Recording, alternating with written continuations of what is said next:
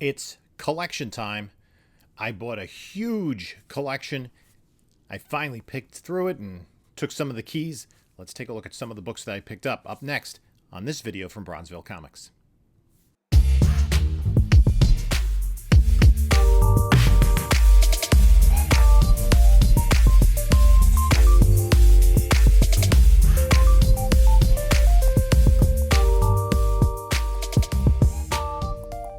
Hey there, comic book community. This is Jim from Bronzeville Comics coming to you with another video. And in this video, we're going to go through a collection I just bought. Before we get started, like, comment, subscribe. We're getting close to our 3,500 subscribers, and we will be doing a giveaway at that point. Not exactly sure what, but we will be doing a giveaway. So just stay tuned to the channel for more information. Follow us on the socials, Instagram, Bronzeville_comics, whatnot, Bronzeville_comics. We do sales every Monday night at 10 p.m., and you can use the link in the description for $10 off your first purchase. Also in the description is my email, if you have any questions, link to my eBay store. So I bought a collection. Let's take a look at what it looked like when I got it home. Okay, so we picked up another collection. And what drives me crazy, so the collection was these, what have we got? 8 long boxes. There's another long box that I've already brought inside. And there were some other books that kind of got stuffed into these long boxes where there was space. There was a pile of Mad magazines and Mad books. So I had to go through this. 2 things. One thing that I understand is that almost nothing is bagged and boarded. Although it's pretty solid in terms of condition. What I looked at doesn't seem too bad. It's mostly more modern books. But the other thing that really drives me bananas is, why are there no lids on these long boxes?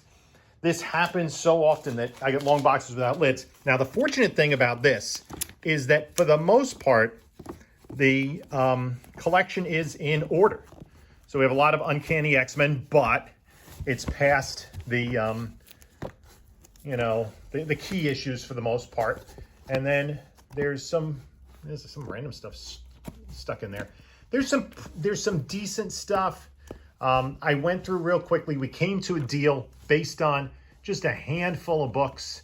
So that's X-Men. That's towards the end of the run. You can see there are some older books. Just by looking at the top here, we have, what do we have here? This is Power Pack. That was just like, I had to shove into the box here. There's a bunch of Ghost Riders and just kind of a lot of randomness, but the vast majority of it is organized. We did have one box with a drawer. So when I'm going through this, I would say, oops, watch my thumb.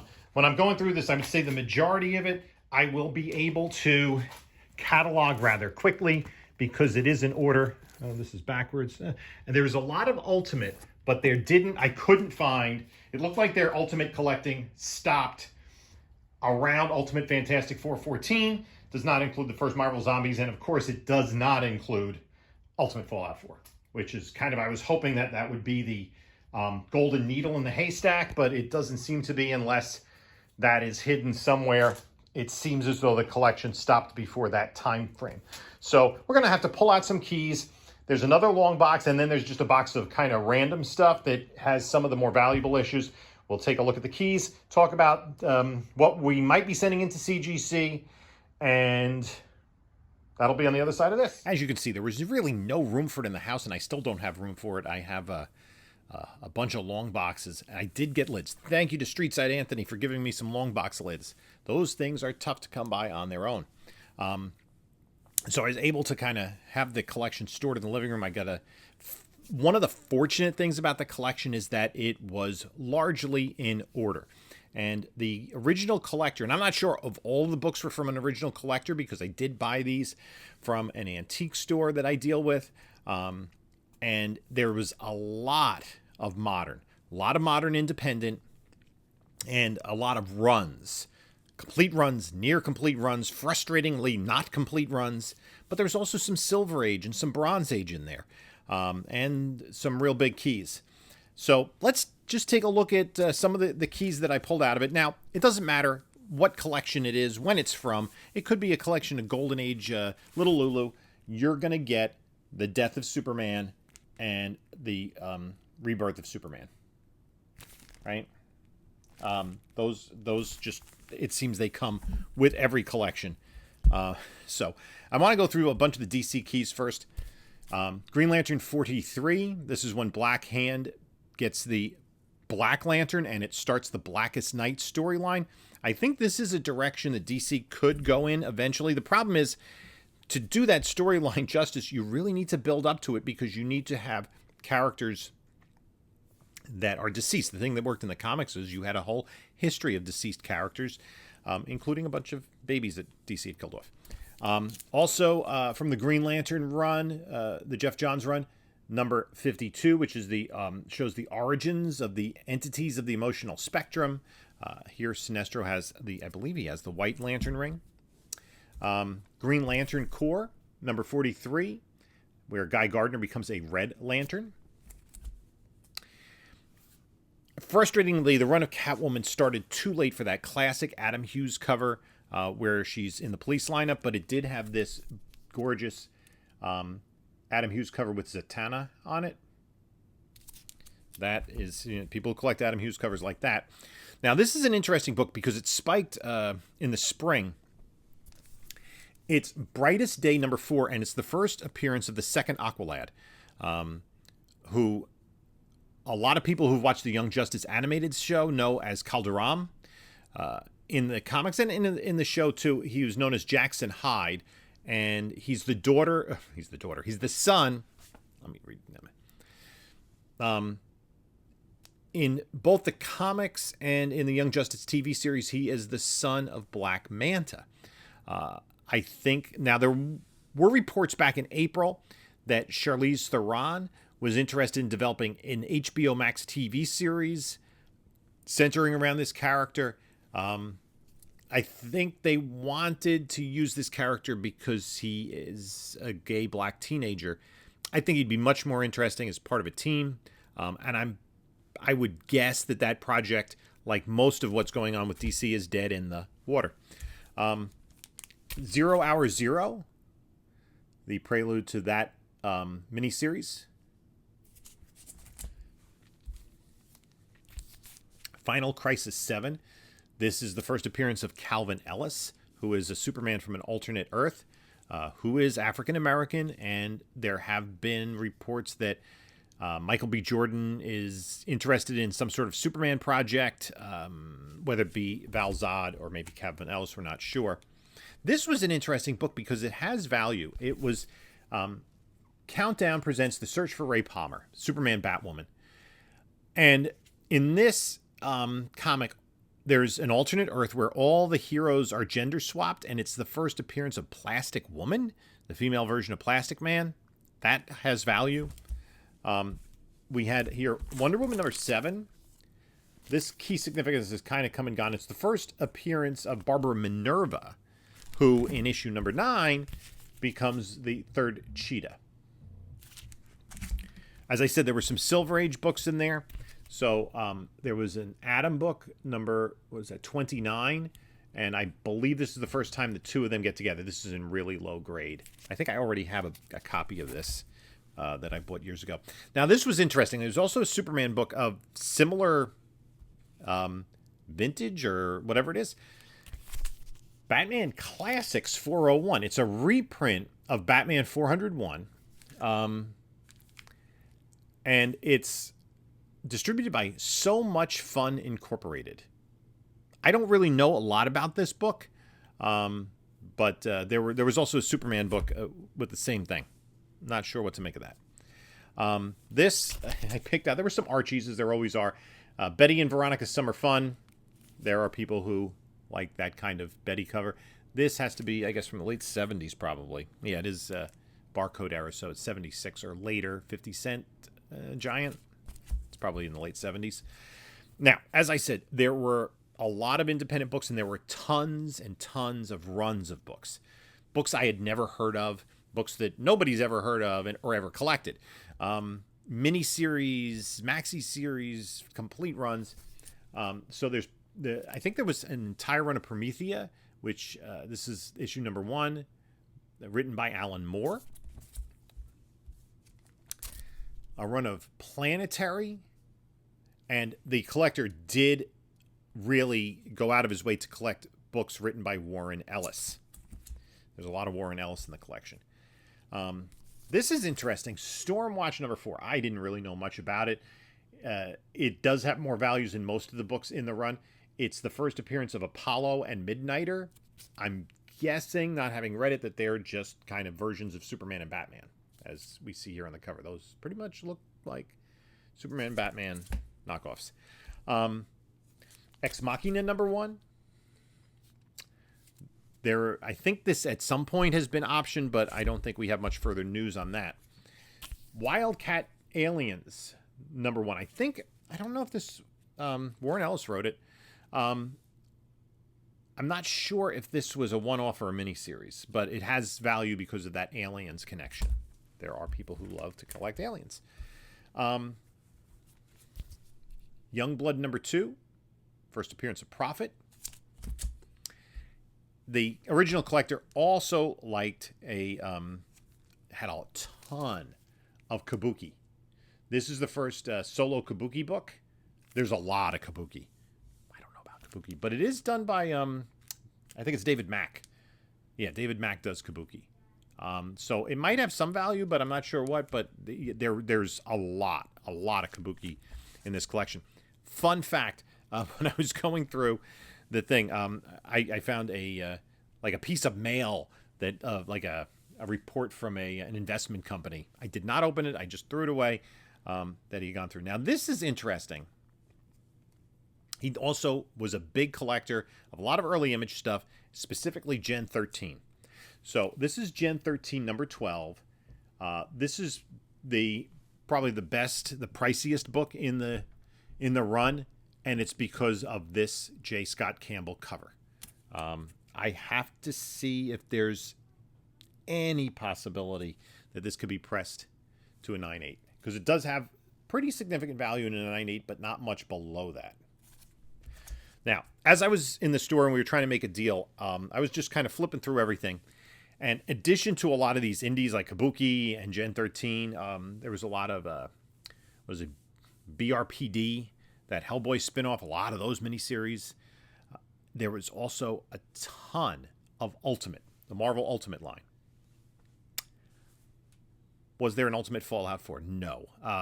The original collector stopped collecting Ultimate well before that.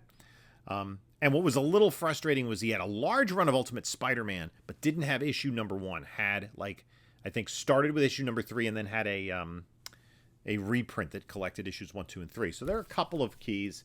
First, Ultimate Green Goblin in Ultimate Spider-Man 6, and in Ultimate Spider-Man 33, the first Ultimate Venom. So those are decent books. There were a bunch of Marvel books. There were some kids-related books. There was this random issue of Barbie, which is a newsstand, and I know these do have a little bit of value, so I kind of put that to the side. There was this, and I thought it would have more value than it does. It's Little Mermaid number 1. And this is pretty sharp copy. This is, a lot of these books are in really nice shape. They just kind of have like stacking creases and stuff, but I think most of the defects are pressable. Look at this Spider-Man 26. It did not have ASM 365. This is an interesting book that I really wasn't aware of. It's GLA, the Great Lakes Avengers. GLA miniseries number 1. This is the second appearance of Squirrel Girl. If we ever see her in the MCU, that might.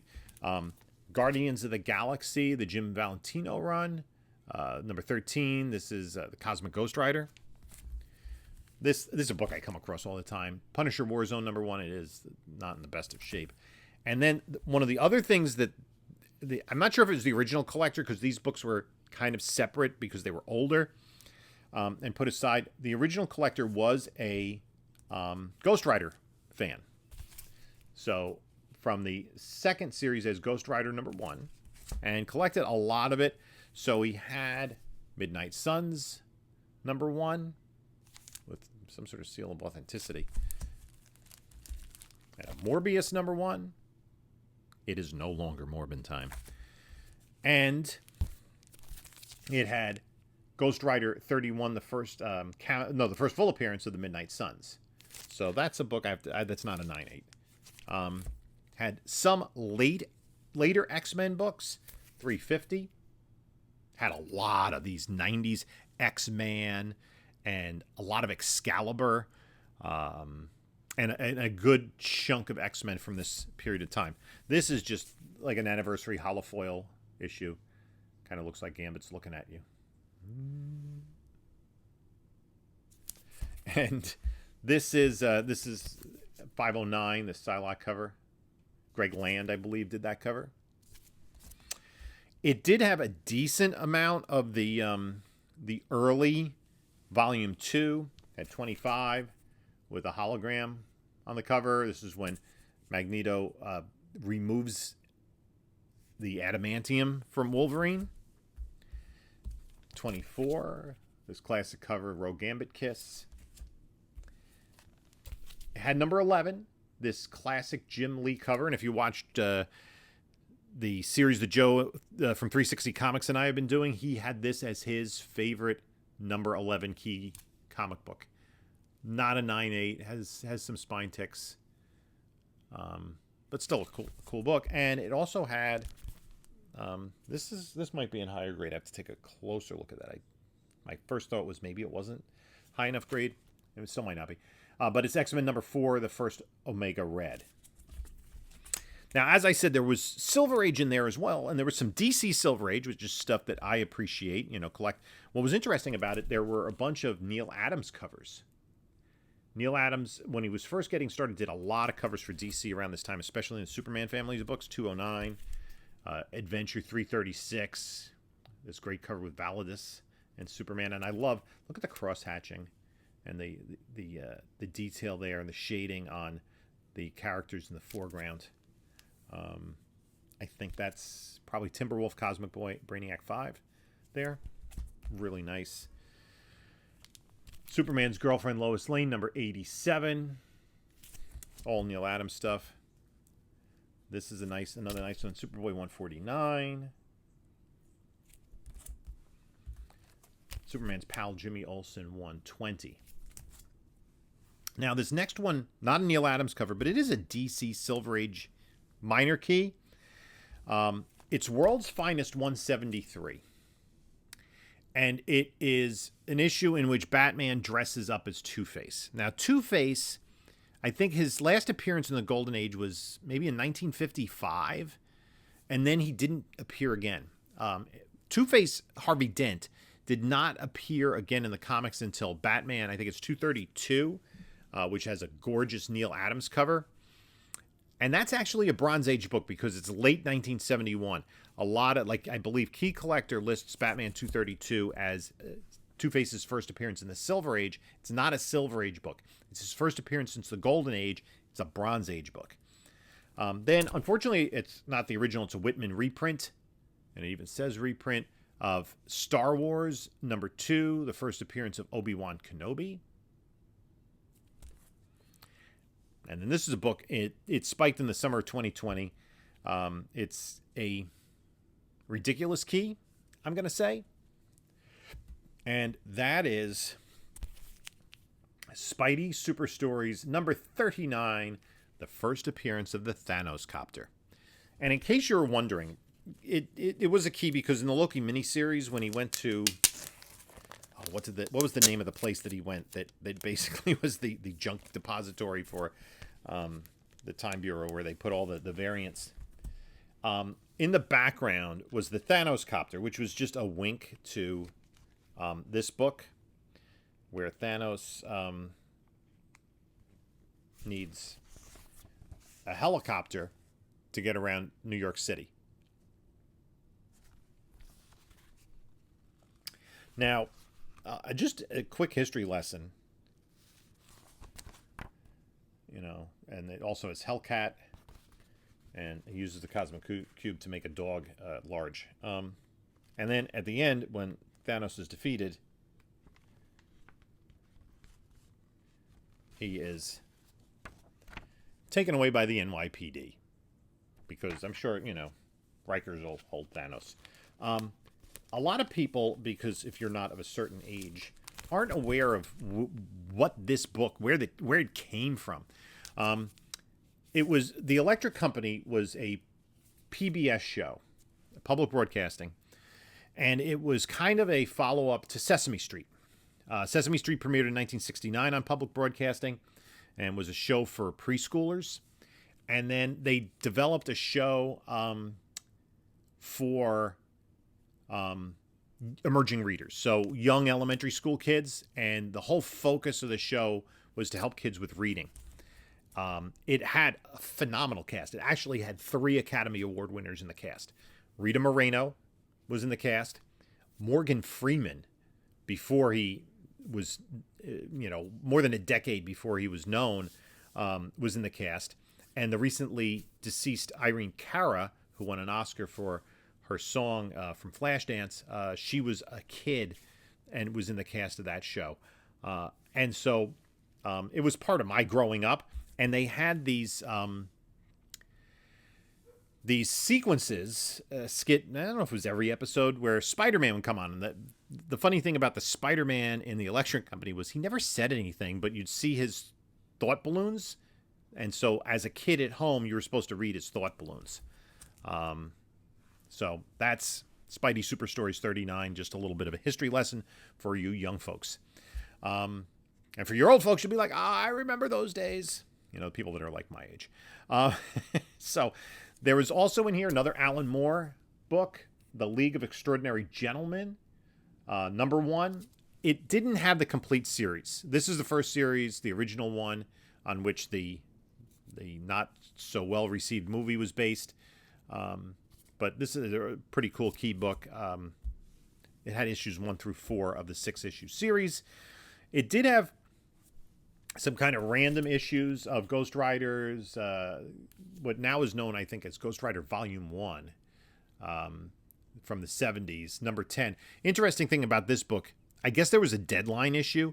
This book reprints Marvel Spotlight 5, Ghost Rider's first appearance, and the Hulk isn't in it at all. He's in issue 11.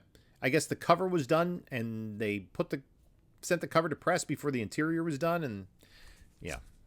So that's an interesting book. And also Marvel Spotlight 5, which is the 5th appearance of Ghost Rider.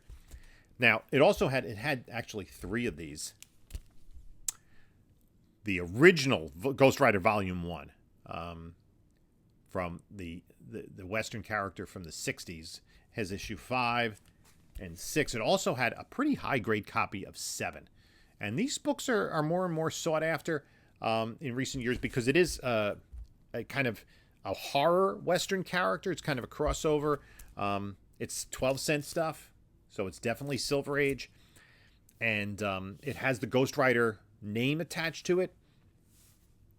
Marvel has used the character at other times in their publication history. So that's a pretty cool book. And would it be out of the realm of possibility for them to have some iteration of this Ghost Rider, like as a predecessor to whoever they put in the MCU? That would be kind of interesting to, I think I would certainly tune in for like a Disney Plus special with Marvel's Western characters. Just that would be, just kind of fun to pay homage to that. Now, I did find this as well. As I said, a lot of the X-Men related stuff from that era. This is Wolverine, I think Volume 3, number 66, the first Old Man Logan. So that in high grade is a pricey book.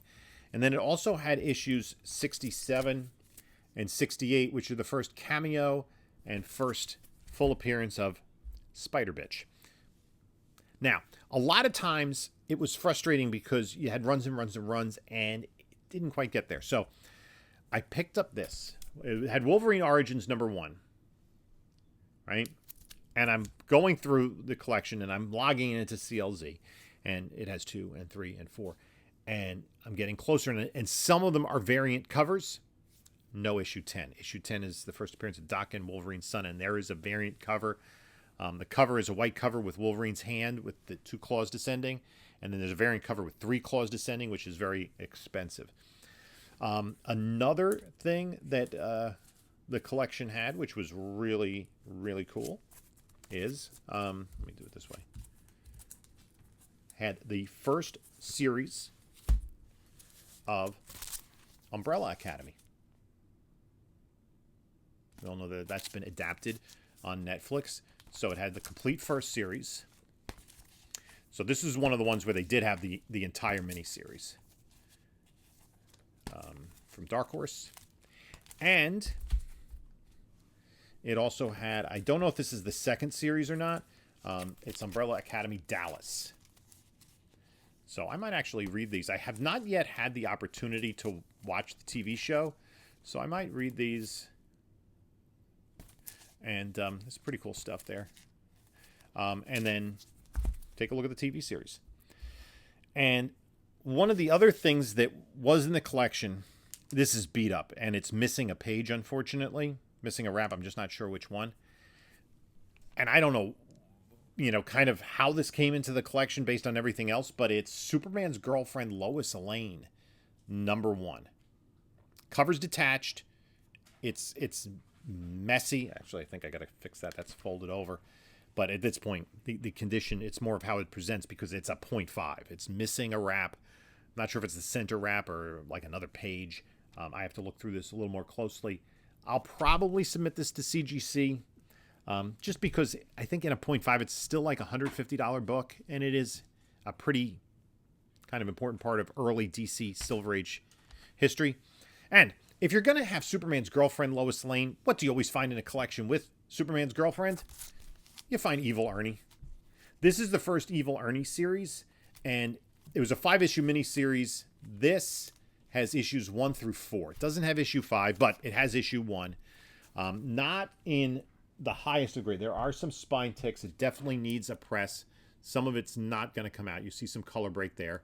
But if I could get this to a 9 would be awesome.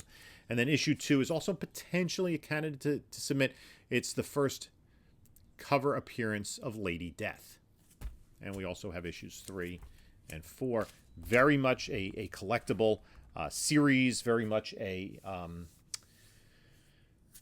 kind of a cult classic is Evil Ernie. So that's the highlights of this collection. I've been processing this collection for well over a month and a half. I think I got it like kind of towards the end of November. I think right before Thanksgiving. And I was doing other stuff, and it was sitting in my garage, and I didn't want it to sit in the garage because I needed to clean the room in case I need to use the snowplow.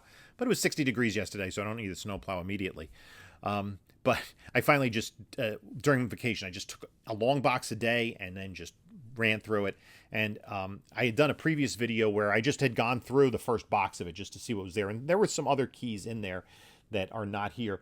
And what I do is I just put the books into CLZ, and that really does help give me an indication of what the value of the books are and what the key significance is. And then if I'm not sure, I can kind of do a little bit of a further investigation. I do think that with a press, there could be some 9/8 candidates among the keys in here. And so, I have to take a look at that Gen 13 J. Scott Campbell cover. I have to take a look at Old Man Logan. Evil Ernie is going to be cleaned and pressed and submitted, but it's not going to be a 9/8. I know that. So let me know what you think about this collection. You can take a look at a couple of other videos here. I'll put the me going through one of the boxes in the collection here, and then here's the most recent video that I did with Joe from 360 Comics, episode 4 of our key issues by key comics by issue number. Check that out. It's some fun comic book conversation.